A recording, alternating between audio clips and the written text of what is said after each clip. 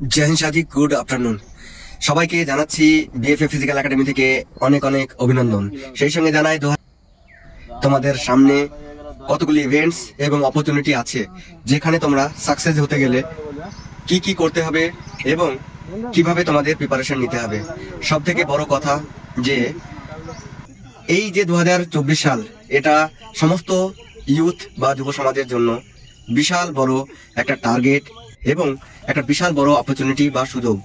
এই সুযোগে যে সমস্ত ভাই বোনেরা মিস করবে, সারা জীবন তাদেরকে পস্তাতে হবে। সেই সঙ্গে জানাই বিএফএ ফিজিক্যাল একাডেমি একটা খুবই ডিসিপ্লিন এবং সুস্থ পরিষেবক সংস্থা, যেখানে ভাই বোনেরা এসে থাকার, খাওয়ার, ফিজিক্যাল ট্রেনিং এবং কোচিং করার সমস্ত রকমের ব্যবস্থা আছে। এবং এই একাডেমিতে যে সমস্ত দাদারা ট্রেনিং করান, তারা প্রত্যেকেই সেন্ট্রাল গভর্নমেন্টের সার্ভিস করেন। এবং যে সমস্ত দাদারা এখানে ক্লাসেস করান, সেই সমস্ত দাদারা যথেষ্ট অভিজ্ঞ এবং যথেষ্ট বুদ্ধিমান। আর সেই সঙ্গে জানাই এখানে ভাই ও বোনদের জন্য আলাদা আলাদা থাকার ব্যবস্থা আছে, 3 বার খাবার দেওয়া হয় এবং সমস্ত ভাই বোনেদের গাইডের উপর রাখা হয়, যাতে তাদের ফিউচার বানতে অনেক অনেক সাপোর্ট বা সহযোগিতা পায়।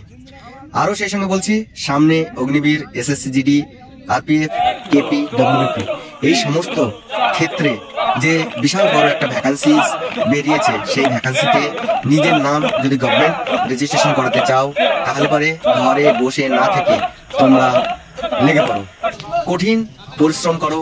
আমি বলছি, তুমি যেখানেই থাকো যদি পরিশ্রম করো, যদি ঠিক মতো কন্টিনিউ পড়া চালিয়ে যাও এবং ফিজিক্যাল চালিয়ে যাও, তাহলে তোমার সাকসেস আসবেই আসবে।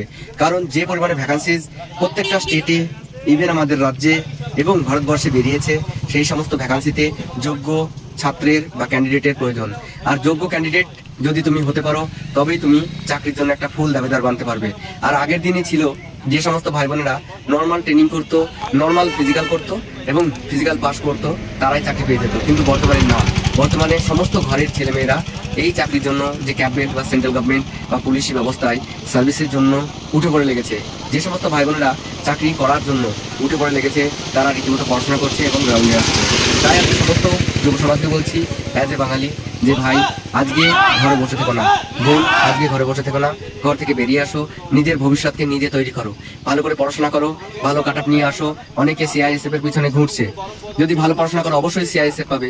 ইভেন যদি ভালো পড়াশোনা করো ক্যালকাটা পুলিশেও চান্স পাবে, যেটা একটা সীমাবদ্ধ এরিয়ার মধ্যে তোমার ডিউটি হবে। আরো ভালো করে পড়াশোনা করো, ডব্লিউবিতে চান্স পাবে। আর আরপিএফ সব থেকে ভালো চাকরি সামনে তোমাদের সামনে। আরো আরেকটা সার্ভিস যেটা বেরিয়ে আসছে, আইআরবির জন্য একটা ভ্যাকান্সি তোমাদের সামনে অল্প দিনের মধ্যেই আসবে। তো এই সমস্ত ক্ষেত্রে নিজেকে রিপ্রেজেন্ট করতে গেলে অক্লান্ত পরিশ্রম দরকার। আর পরিশ্রম সেই ব্যক্তি দিতে পারবে যে কাজ করে দেখায়। মুখে বলে বা রাতে বিছানায় শুয়ে শুয়ে যদি ভাবে যে আমার চাকরি হয়ে যাবে বা আমি চাকরি করে নেবো, বা হঠাৎ করে ভগবান এই চাকরিটা আমার হবে না, সামনে আমাকে একটা চাকরি দিয়ে দাও, এই সমস্ত ক্ষেত্রে চাকরি হবে না। চাকরির জন্য ভাবার কিচ্ছু নেই, নিজের প্রত্যেক দিনের পরিশ্রম।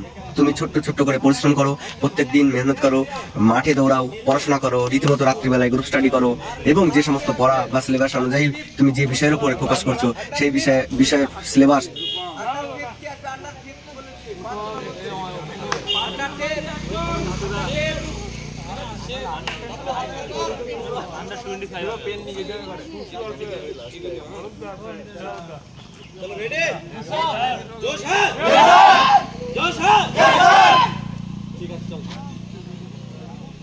গরম দেবো আসলা।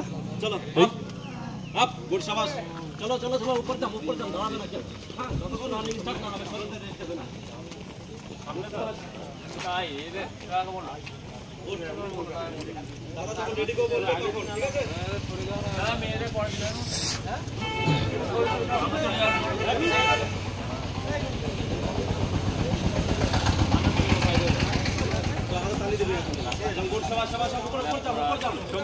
যতক্ষণ রানিং শুরু না হবে ততক্ষণ উপরে যান। হ্যাঁ, ওইখানে রানিং থেকে এরকম পা চালাবি, ঠিক আছে? গুড শাবাশ, চল ওইখানে দাঁড়া, যা। গুড শাবাশ।